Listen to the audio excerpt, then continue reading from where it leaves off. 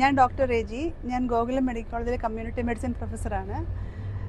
ഞങ്ങളെല്ലാവരും കൂടെ തൃശ്ശൂർക്ക് IMAയുടെ സ്റ്റേറ്റ് കോൺഫറൻസിന് പോയിക്കൊണ്ടിരിക്കുകയാണ്. ബസ്സിലാണ് യാത്ര. ഞങ്ങളുടെ കൂടെ ഡെയിലി നടക്കുന്നവരുണ്ട്, നല്ല ലിവിങ് എക്സാമ്പിൾസ് ഉണ്ട്, അതിനെക്കുറിച്ച് കൂടുതൽ എക്സ്പീരിയൻസ്ഡ് ആയിട്ടുള്ള ആൾക്കാരുണ്ട്. അപ്പം നമ്മളിങ്ങനെ പോയിക്കൊണ്ടിരിക്കുമ്പോൾ ഞങ്ങളുടെ ഒരു ചിന്തയാണ് ഈ നടത്തത്തിനെ കുറിച്ച്.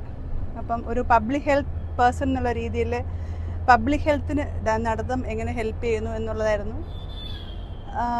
ശരിക്കും നമ്മൾക്ക് ഏറ്റവും നല്ലൊരു ലൈഫ് സ്റ്റൈൽ മോഡിഫിക്കേഷനാണ് നടത്തം പല രീതിയിൽ നടത്താം. നമുക്ക് ഓപ്പൺ എയറിൽ നടക്കാം, നമുക്ക് ഇൻസൈഡ് റൂമിൽ നടക്കാം, അതുപോലെ വർക്ക് പ്ലേസസിൽ നടക്കാം, അതുപോലെ ജിമ്മിൽ നടക്കാം.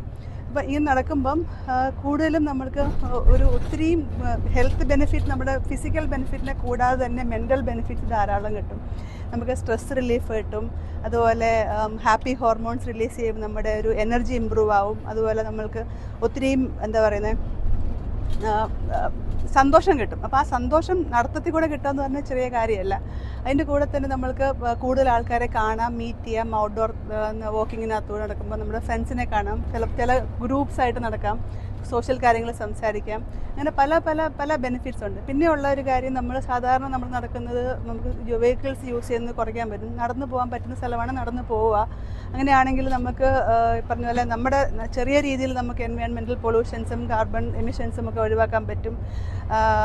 അപ്പം നടത്തത്തിന് ഒത്തിരി ബെനിഫിറ്റ്സ് ഉണ്ട്. അപ്പം ഈ ബെനിഫിറ്റ്സ് എത്ര പേരത് ഉപയോഗിക്കുന്നുണ്ട് എന്നുള്ളത് ശരിക്കും ഇപ്പോഴും ക്വസ്റ്റ്യൻ മാർക്കാണ്.